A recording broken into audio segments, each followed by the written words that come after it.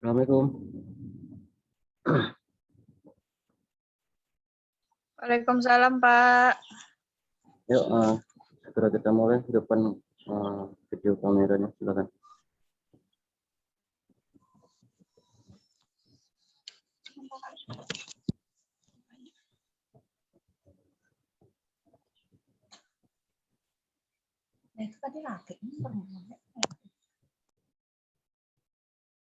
Pak Febri, Kartika, buka kameranya.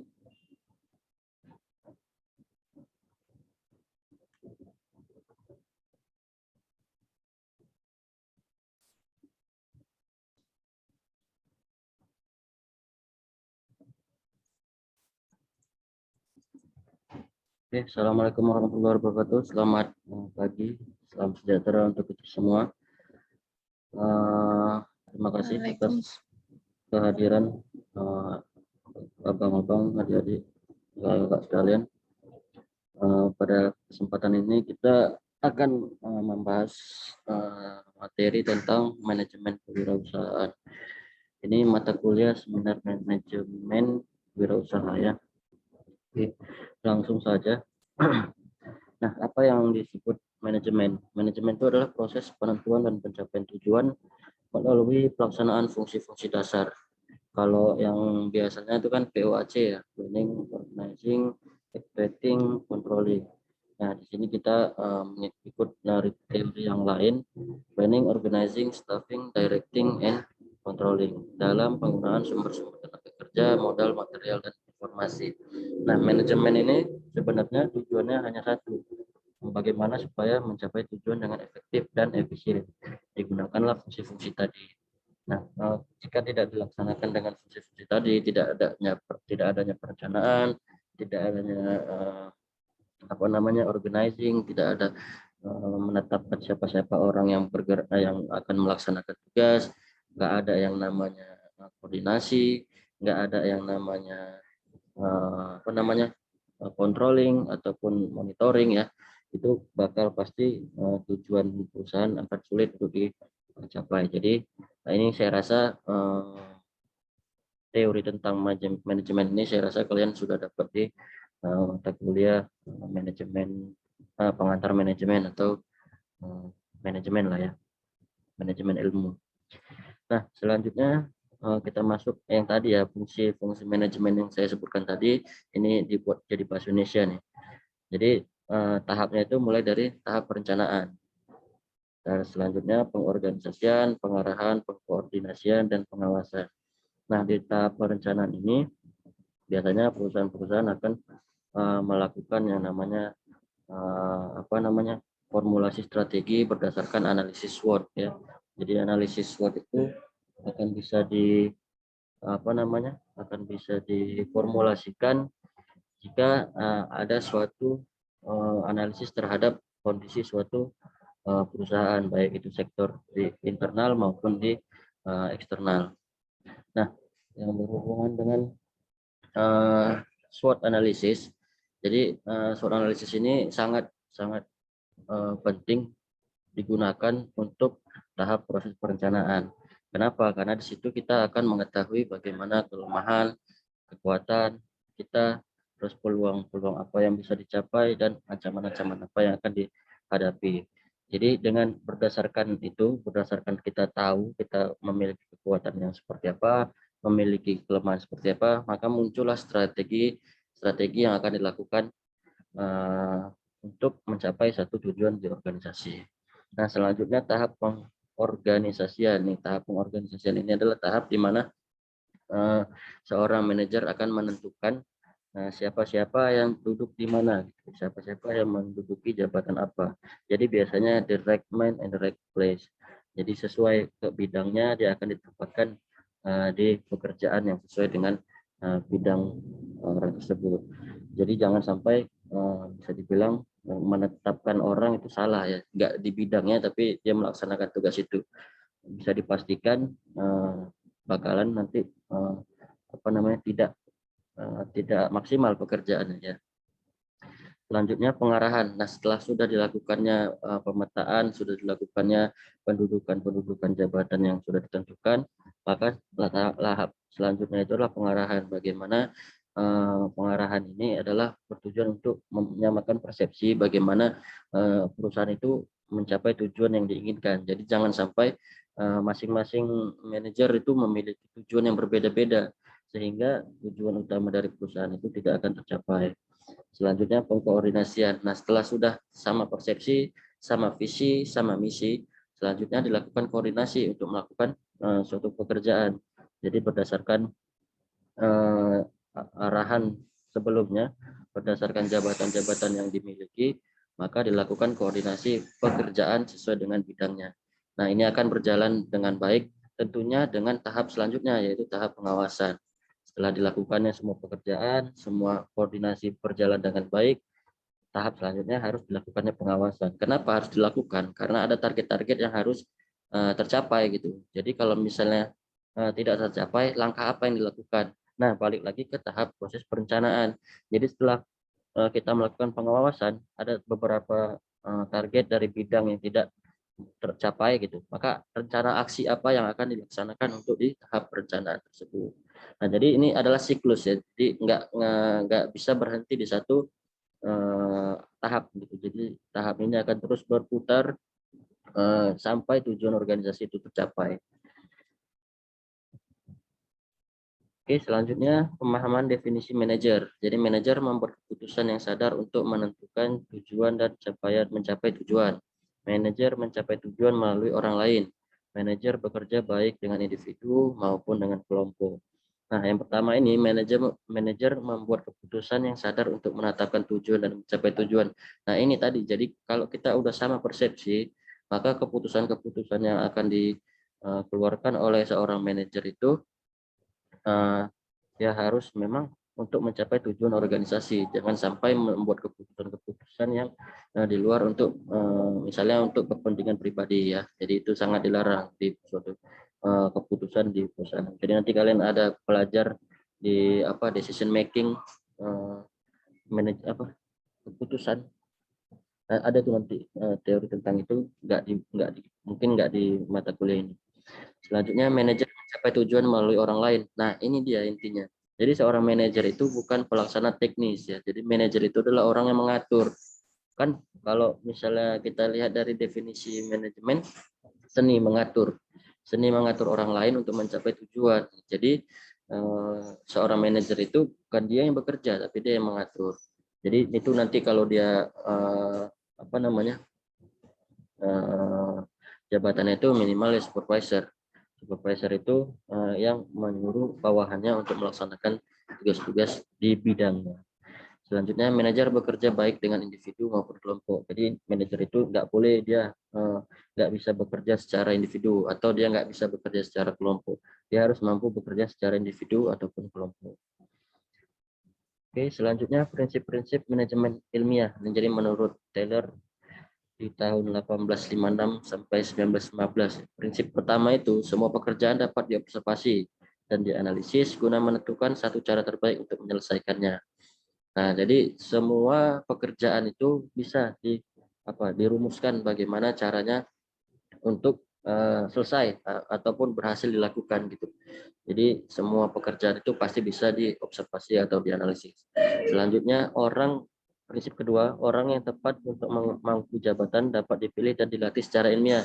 Nah, jadi orang-orang yang ditudukkan jabatan-jabatan tertentu bisa kita pilih, ya bisa kita pilih. Makanya ada namanya rekrutmen anggota, rekrutmen pegawai. Nah, setelah dilakukan rekrutmen untuk meningkatkan kapabilitas, meningkatkan kompetensi daripada orang tersebut di jabatan tersebut, maka bisa kita lakukan yang namanya pelatihan. Pelatihan ini bisa bersumber dari eksternal ataupun internal. Bahkan ada perusahaan yang ingin menaikkan kompetensi daripada pegawainya dengan cara menyekolahkannya misalnya atau menguliahkannya di kampus-kampus yang menjalin kerjasama dengan perusahaan tersebut. Selanjutnya prinsip ketiga, kita dapat menjamin bahwa cara terbaik tersebut diikuti dengan menggaji pemakai jabatan dengan dasar insentif, yaitu menyamakan gaji dengan hasil kerja. Nah, ini biasanya berbasis kinerja ini adalah dia di luar dari gaji pokok ya. Jadi kalau misalnya dia mendapatkan target, yang mencapai target biasanya akan mendapatkan bonus. Nah, itulah apa yang disebut dengan insentif berdasarkan hasil kerja. Selanjutnya prinsip keempat itu menetapkan manajer dalam perencanaan, persiapan, dan pemeriksaan pekerjaan. Nah, ini tadi fungsi manajemen ya. Jadi prinsip keempat itu planning, organizing, expecting, controlling ini tetap dilakukan di prinsip-prinsip manajemen secara ilmiah. Oke, selanjutnya, nah ini tingkatan manajemen ya. Jadi ada manajemen puncak, manajemen menengah, dan manajemen lini pertama.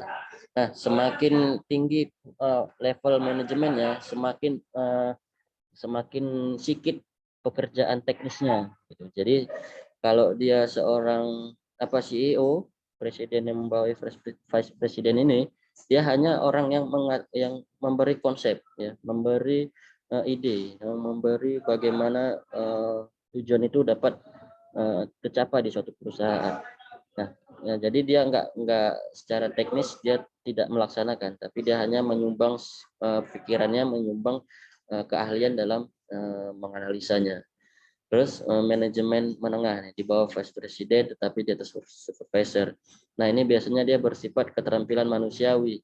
Jadi ini dipegang sama orang-orang yang memang bisa mengonsep, bisa juga melaksanakan pekerjaan ya. Jadi tahap manajemen menengah ini sifatnya keterampilan manusiawi dia. Selanjutnya manajemen lini pertama. Nah, ini yang paling banyak pekerjaan secara teknisnya, itu supervisor. Kalau misalnya kita tahu di suatu supermarket yang besar, contohnya Bel Brastagi supermarket, itu kasir-kasir itu punya supervisor. Ya, jadi kasir-kasir itulah yang pelaksana paling bawah. Ya, jadi di atasnya itu ada supervisor. Dialah yang mengatur bagaimana pengaturan jam kerja atau pengaturan shift ya, pengaturan shift ataupun pengaturan siapa-siapa yang di meja berapa, terus dia yang mengatur kalau misalnya ada barang yang seperti apa gitu ya. Jadi dia lebih memiliki keterampilan teknis. Nah, itu tadi tingkatan manajemen. Selanjutnya berdasarkan tingkatan manajemen tadi, nah di sini maka jadi bisa dilihat tulisan saya paling kanan tuh jumlah keputusan pokok yang diambil pada setiap jenjang. Jadi semakin tinggi level manajemennya, maka keputusan pokok yang diambil juga semakin besar. Kebalikannya tadi, jadi kalau misalnya yang sebaliknya tadi, semakin tinggi level manajemennya, maka semakin sedikit pekerjaan teknisnya. Kalau yang ini semakin tinggi level manajemennya, maka semakin besar keputusan-keputusan yang diambil oleh yang bersangkutan. Jadi orang biasanya level manajemen yang paling atas itulah yang bisa menentukan ya, ataupun yang menengah. Jadi kalau dia level manajemen yang paling bawah, keputusannya itu keputusan yang belum bisa dibilang keputusan mutlak karena dia harus memiliki persetujuan dari level-level yang di atasnya lagi. Nah, yang paling bisa super decision making itu adalah tahap manajemen yang paling atas ya. Jadi nggak bisa diganggu gugat. Kalau dia bilang pecat si A, pecat. Kalau dia bilang perusahaan kita harus mengeluarkan uang sekian, ya harus uang sekian. Jadi nggak bisa dibilang enggak. Kecuali kalau misalnya manajemen tingkat menengah ini yang bilang seperti itu, maka dia harus memiliki persetujuan daripada satu level di atas level manajemennya tadi. Selanjutnya, nah ini kita masuk ke kewirausahaan ya. Jadi kiat-kiat manajemen kewirausahaan. Jadi manajemen kewirausahaan menyangkut semua kekuatan perusahaan yang menjamin bahwa usahanya betul-betul eksis, ada dan berlangsung. Bila usahanya ingin berhasil, para wirausaha menggunakan proses kreativitas dan inovasi sebagai alat pemberdayaan sumber-sumber ekonomi untuk menciptakan nilai tambah barang dan jasa di samping fungsi-fungsi manajemen. Nah, biasanya kalau namanya orang yang berwirausaha memiliki usaha yang kecil, tidak terlalu mementingkan ini hal yang namanya fungsi-fungsi manajemen. Tapi alangkah lebih baiknya jika digunakan. Karena kalau misalnya nggak kita gunakan tadi sesuai dengan apa yang saya sampaikan, akan sulit untuk mencapai satu tujuan. Walaupun nanti fungsi-fungsi manajemen yang ada yang diloncat atau yang dihapus, kita hanya tahap perencanaan, pelaksanaan, dan pengawasan saja, it's okay. Itu yang bisa dilakukan di kewirausahaan gitu, di bidang kewirausahaan, maka ya harus dilakukan seperti itu. Paling enggak perencanaan, pelaksanaan, pengawasan itu memang harus ada ya. walaupun kita melaksanakan usaha sendiri. Jadi perencanaan apa yang mau kita laksanakan, terus kita laksanakan apa yang sudah kita rencanakan, lalu kita lihat sesuai tidak dengan apa yang kita rencanakan, sesuai enggak dengan apa yang sudah sesuai enggak pelaksanaan dengan perencanaan dan tercapainya tujuan atau tidak. Jadi itu sangat penting ya. Walaupun di sini dijelaskan apa namanya di bidang kewirausahaan ini inovasi dan kreativitas itulah yang paling tinggi untuk menentukan apa namanya usaha itu bisa terus berkembang ya. Jadi ya memang mau nggak mau kita harus mengombinnya sehingga bisa maksimal gitu. Nah, di sini juga penjelasannya tentang itu. Jadi dilihat dari fungsi kewirausahaan dan fungsi manajemen dalam perusahaan kecil, ya dalam tanda kutip fungsi manajemen relatif tidak begitu besar. Fungsi manajemen relatif tidak begitu besar. Sedangkan fungsi kewirausahaan sangat besar perannya karena dasarnya adalah kreativitas dan keinovasian. Nah, itulah yang saya bilang tadi. Jadi alangkah lebih baik juga kita apa ya mix and match kan. Jangan hanya mengandalkan inovasi atau kreativitas, tapi kita tidak tahu cara merencanakannya macam mana, bagaimana cara menjualnya, bagaimana cara memasarkannya, terus bagaimana kita mengontrolnya. Itu juga nggak baik kalau seperti itu. Selanjutnya, sebaliknya dalam perusahaan besar, ya, fungsi kewirausahaan relatif tidak begitu besar. Kenapa? Karena konsep-konsep yang sudah ditentukan pihak manajemen level atas itu sudah dipikirkan dengan matang, ya, dengan tujuan yang terukur, ya, dengan catatan ya, dengan tujuan yang terukur dan cara-cara yang terukur, sehingga fungsi manajemen itu sangat besar. Sedangkan dasarnya adalah fungsi-fungsi manajemen. Jadi fungsi kalau misalnya di perusahaan-perusahaan besar itu inovasi dan kreativitas itu saya rasa dan sesuai dengan teori juga tidak terlalu tidak terlalu dibutuhkan karena level manajemen paling bawah itu tidak bisa membuat inovasi yang seenak-enaknya karena suatu perusahaan itu pasti memiliki standar operasional prosedurnya masing-masing yang sudah ditentukan oleh level manajemen menengah atau atas. Jadi segala pelaksanaan kegiatan yang ada di perusahaan itu berdasarkan standar-standar yang sudah ditentukan. Berbeda halnya dengan kewirausahaan ya. Kita yang di situ level atas, kita level menengah, kita juga level bawahnya. Jadi apapun keputusan yang kita buat ya bisa saja kita laksanakan ya berbeda. Jadi di perusahaan kayak seperti itu. Oke, saya rasa pembahasan materi sampai di sini. Ada yang ingin dipertanyakan?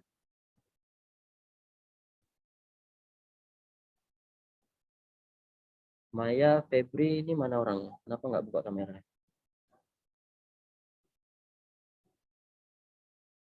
Halo, ada yang ingin dipertanyakan?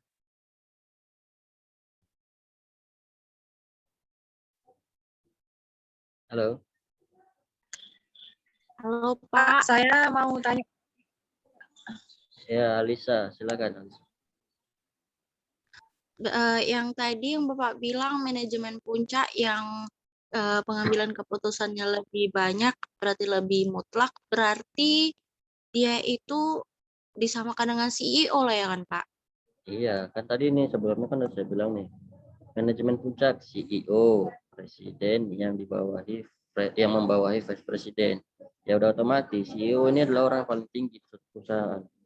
Kayak dia lah yang punya perusahaan itu. Jadi dia yang paling bisa menentukan kemana arah perusahaan, keputusan-keputusan kecil apa yang diambil, keputusan-keputusan besar apa yang diambil, dialah orang yang paling bisa menentukan.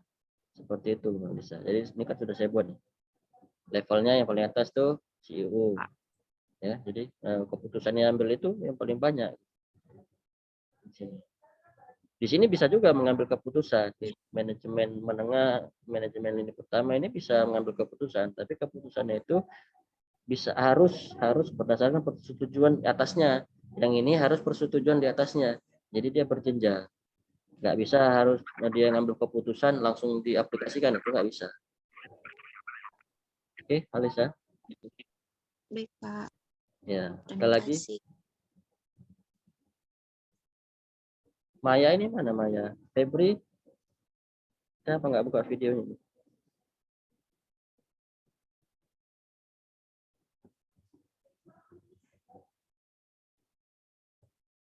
Oke, saya absen dulu sebentar. Alisa Nabila, ada? Ada Pak, saya. Delia Rahman, Saya Pak, hadir Pak. Dinda Alfrizha Putri, Febri Ahari, Pak. Fitri Suryani, Hans Wijaya, Kartika Saputri, Hadir Pak. Maya Arnisha, Maya, Sandy Kurniawan. Tadi siapa yang izin?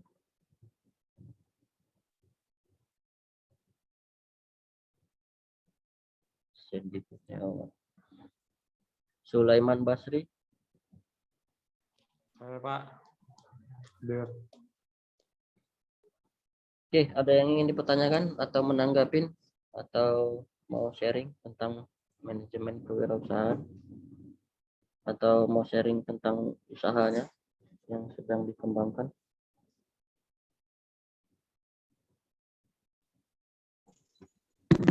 Pak, saya pengen sharing dikit Pak. Ya, silakan. Mau Debbie. tanya sedikit sama Bapak. Ya, Kemarin kan Pak, minggu lalu Bapak cerita tentang promosi Facebook yang sepatu Bapak itu Pak. Dek, suaranya putus-putus lagi. Oh iya Pak. Kamu pakai headset? Minggu lalu itu Pak yang enggak Pak. Oh, Ini ya. Pak udah jelas Pak. Masih kayak putus-putus gitu. Minggu lalu kan Bapak Lanjut. iya Pak, memang jaringan. Kalau minggu lalu itu kan Bapak cerita tentang pemasaran promosi produk Bapak ya Pak, sepatu itu Pak. Iya Pak, udah kedengeran Pak. Iya, putus-putus. Udah, lo ngomong aja, saya dengar. Ini kan Pak, saya ada usaha kecil-kecilan ini Pak, workshop kecil-kecilan gitu kan Pak, skincare. Cuman udah pernah buat promosi dari IG, Instagram, ads itu Pak, Facebook juga udah pernah. Cuman kayaknya itu jangkauannya nggak luas-luas sekali, memang gitu-gitu aja gitu Pak. Menurut Bapak gimana caranya biar saya memperluas jaringan lagi gitu Pak? Iya, jadi waktu kamu buat iklannya itu kan bisa kita tentukan cakupan orangnya seberapa banyak, terus di pulau apa, di daerah mana, kan bisa kan, ada kan di situ kan? Terus Iya, Pak. yang ketertarikannya sama apa, misalnya sama kosmetik, kayak sama kecantikan, sama apa. Nah itu kamu isi nggak? Isi Pak, cuman kayaknya nggak ada timbal baliknya gitu Pak. Apa mungkin karena memang banyak yang pesaing itu juga kan Pak. Cuman Ya. kayak kami buat promosi itu tuh belum ada timbal baliknya gitu Pak. Belum ada apa ya, belum ada hasilnya gitu Pak. Menurut Bapak selain itu apa lagi gitu? Ya, yang kamu tampilkan itu apa? Yang kamu buat di iklan itu apa? Promosi apa? Skincare Pak, MS Glow itu Pak. Saya lagi jalan ini itu sekarang. Nanti cuman kayak misalnya ini produknya harganya ini, dia bisa buat kayak gini gitu aja kan? Iya Pak. Nah, ya sekarang gini. Jadikan kamu juga adalah sebagai konsumen. Jadikan kamu itu juga sebagai orang yang melihat Instagram. Ketika ada iklan orang yang lewat, iklan orang yang lewat seperti yang kamu bilang itu, iklan kamu itu, kira-kira kamu tuh mau ngeklik iklan itu apa enggak? Saya tanya. Gimana ya Pak? Karena memang banyak kali Pak yang buat iklan kayak gitu kan Pak. Saya pun kayak udah sering ini muncul di mana-mana, kayak agak males juga. Ya, oke. Itu memang betul banyak. Saya ingat makanya tadi dalam tanda kutip di bidang wirausaha ini kita harus bisa mampu melakukan inovasi. Baik dari manapun segi, kayak misalnya kamu bilang promosi, iklan kamu ya memang harus harus unik gitu. Kamu udah lihat iklan yang saya buat di Instagram saya? Belum? Di Instagram Yang udah kemarin saya kemarin tunjukin. Bapak tunjukin Apa Instagram itu. cuy? Ya, apa yang saya tunjukin? Udah Pak, udah. Video-video itu udah. Yang Haji itu kan Pak. Apa? Yang Yang mana? video di hutan itu kan Pak. Oh ya, itu Video di ya. hutan. Nah, iya seperti itu. Jadi nggak, ya kita bisa juga menyalahkan diri kita sendiri gitu. Kita udah ngiklan tapi nggak ada feedbacknya ke kita gitu. Yang ngelihat iklan kita aja nggak ada, kan bisa dilihat tuh kan kalau di Instagram kan di analisis iklannya kan. Nah, orang yang datang nengok Iya, iklan kita aja nggak ada. Kenapa ya? Karena orang nggak tertarik sama iklannya. Mungkin tampilannya biasa aja, atau cara mempresentasikan produknya itu biasa aja gitu. Jadi makanya saya bilang, lakukanlah apa namanya, jadikanlah diri kamu itu sebagai konsumen yang melihat Instagram. Kira-kira kalau iklan saya kayak gini nih, orang pengen, penasaran nggak, ingin bukanya gitu. Orang pengen tahu nggak sama produknya. Kenapa? Karena kayak yang kamu bilang, produk kamu ini itu produk sejuta umat, banyak kali orang yang jual, ya kan? Ya kamu nih bermain Iya Pak, di betul. di dasar laut nih, banyak kali apanya, ombaknya. Ya, jadi kalau makin dalam kita tuh main, makin inovasi yang kita dari produk kita tuh tinggi. Ini bukan berarti kamu harus menciptakan produk, ya bukan berarti kamu harus menciptakan produk, tapi bagaimana cara kamu mempresentasikan produk, itu yang harus diinovasi. Jadi ya kalau kita main di online, kita harus seperti itu. Ada satu stimulus yang bisa ditimbulkan untuk supaya orang tuh memberikan feedback, paling enggak ngeklik iklan itu, dia lihat apa sih ini gitu.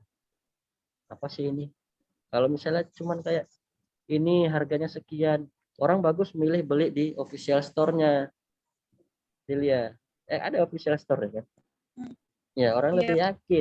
lebih yakin dan lebih percaya orang beli dari situ.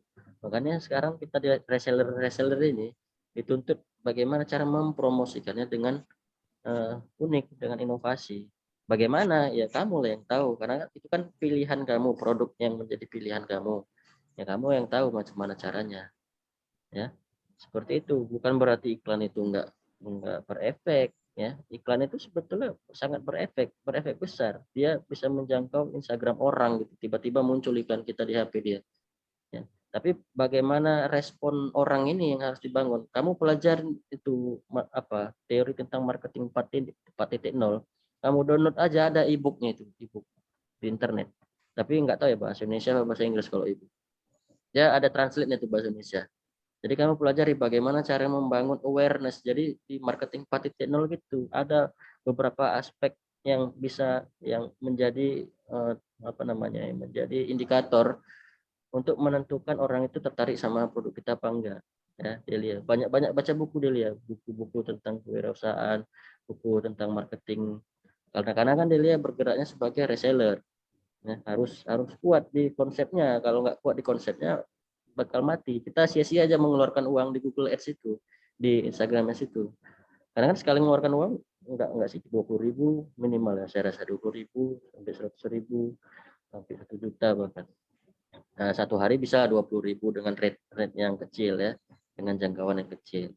Nah itu kan kalau kita konsep kita biasa-biasa aja, sayang uangnya untuk ads. Makanya kemarin kan saya menunjukkan iklan saya itu ya memang dibuat seinovatif mungkin supaya orang tertarik melihat. Jadi untuk membangun aware dari orang itu yang susah, ya. Apalagi kamu reseller, seperti saya bilang tadi, ya.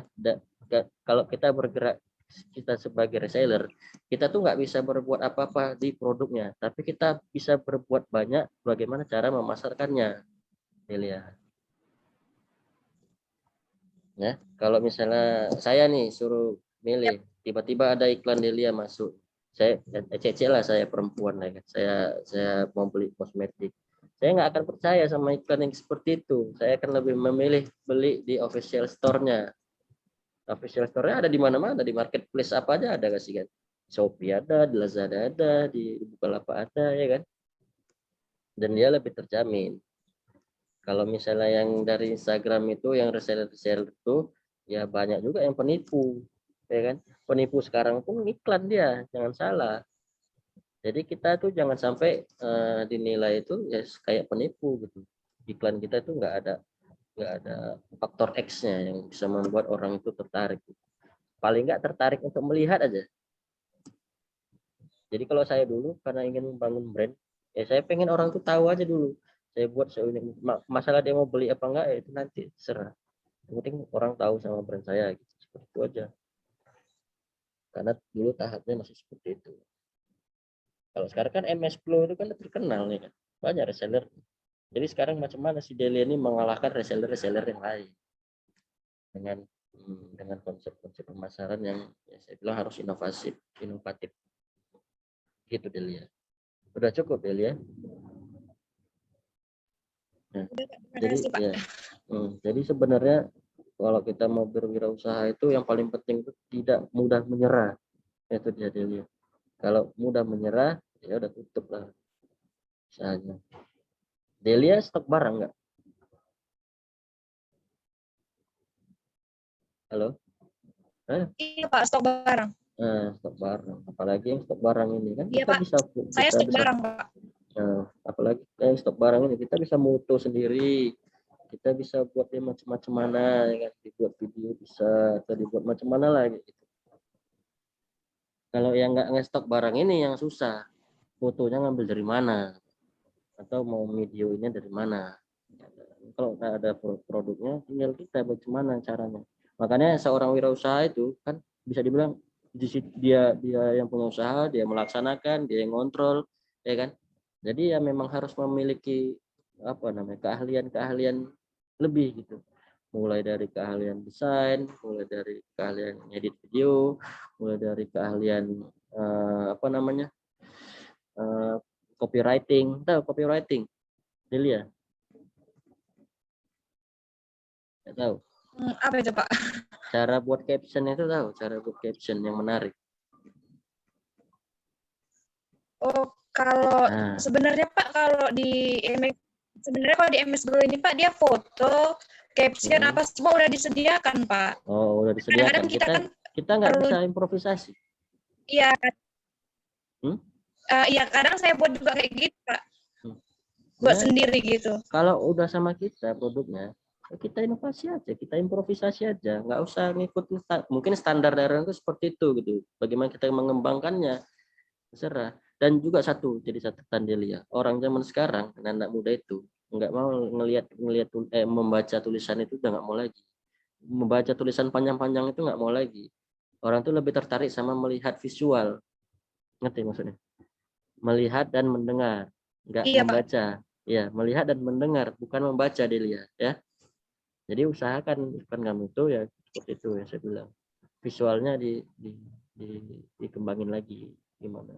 Itu Delia harus punya keahlian desain ataupun keahlian mengonsep suatu cerita tentang produk itu atau bagaimana lah. Makanya kalau kita terjun di dunia wirausaha ini ya harus tahan banting, harus mau belajar. Itu dia. Oke, saya rasa cukup. Ada lagi kawan-kawan yang lain? Sebelum kita akhiri. Pak, Ya. tadi kan Bapak ada singgung dengan kayak ada kata penipuan gitu kan, Pak. Dan Bapak kita kalau misalnya bikin iklan, anggap saja kita sebagai pelanggannya, mau nggak kita mengklik iklan tersebut. Gimana kita bisa tahu kalau itu emang benar-benar misalnya kayak all shop gitu, Pak. Soalnya kan kebanyakan di situ kan penipuan-penipuan juga kan, Pak. Kadang fotonya juga dia ngambil dari orang gitu.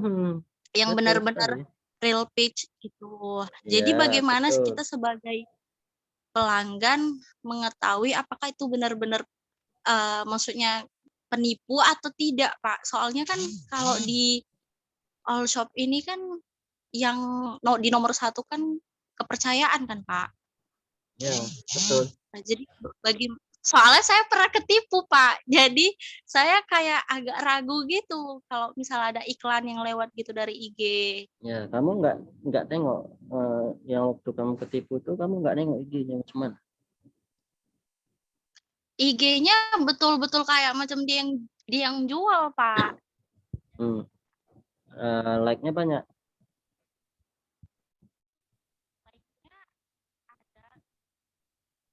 Suaranya putus, Alisa. Halo. Ngajar. Bentar. Mau rapat di sini?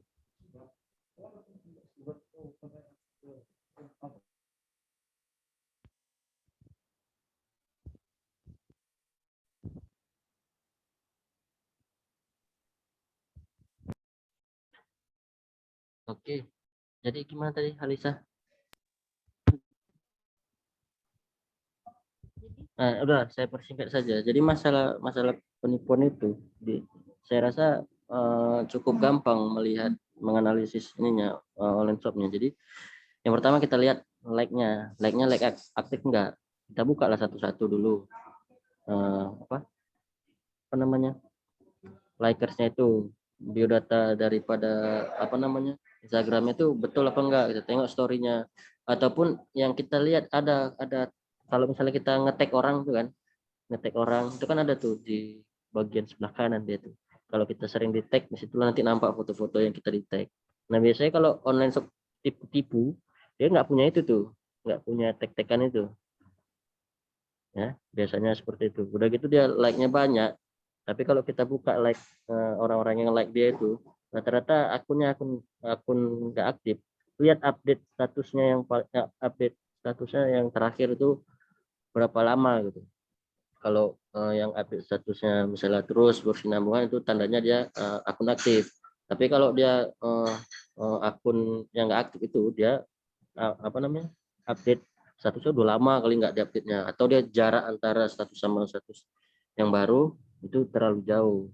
Jadi itu banyak yang kayak gitu. Makanya orang sekarang beli like, ya kan? Ada tuh di Instagram beli like, beli apa? Itu supaya meyakinkan orang kalau online shop itu nyata betul. Tapi bisa dilihat itu, Alisa. Bukan kamu aja yang pernah ketipu, banyak yang pernah ketipu. Salah satu istri saya pun pernah ketipu beli baju. Saya lihat online shopnya, saya udah curiga. Ya, jadi yang paling penting itu like-nya, terus tengok pengikutnya itu aktif apa enggak. Kalau bisa aja dia itu banyak pengikutnya, tapi sama sekali pengikutnya itu enggak aktif, akun palsu. Ya, Alisa. Terus kalau gambar comotan itu bisa nampak pixelnya itu apa, Alisa? Pixelnya itu pasti lebih rendah, kualitas gambarnya pasti lebih rendah, nggak bagus dia gambarnya. Atau ada potongan-potongan yang di cropnya, itu bakal Kayak nampak. pecah gitu ya, Pak? Iya itu. Jadi kalau foto asli dia nggak akan pecah. Nggak mau orang kalau jualan online itu pakai foto yang kualitas nggak bagus, Alisa. Ya, jadi kalau dia nyomot dari foto orang, dia pasti nampak di Instagramnya itu kayak gitu. Ya, oke, saya rasa cukup pertemuan hari ini. Ya, Nanti Pak. kalau ada pertanyaan lain bisa kita sampaikan di minggu depan. Terima kasih atas kehadiran dan waktunya. Ini nggak tahu saya yang dua lagi nih nggak buka kamera kenapa? Ya, ini nanti jadi catatan sama saya. Ada nggak orangnya? Oke, sampai ketemu minggu depan. Nanti mungkin bahan bisa saya share ke website saya, tapi mungkin nggak hari ini atau besok. Oke, terima kasih. Wassalamualaikum warahmatullahi wabarakatuh. Selamat siang. Waalaikumsalam warahmatullahi wabarakatuh. Waalaikumsalam warahmatullahi